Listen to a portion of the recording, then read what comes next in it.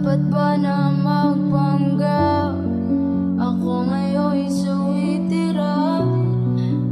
Di na pwedeng ipilit. Alam ko pagod ka na sa'kin. Mga pangarap na ating nabuo, lahat yun ay itinapon mo. Hayaan mong maubos to, di na muling manggugulo. Ba't binitawan mo lahat ng pangako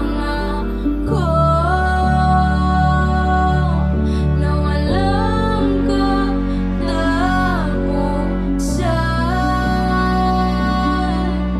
Ngayon ako na lang.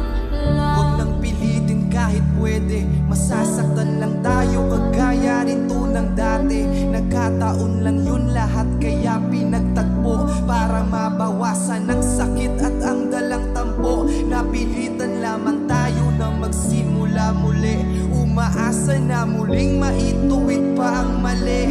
Di na mabubura ang marka sa nakaraan, alaalang masaya na lang at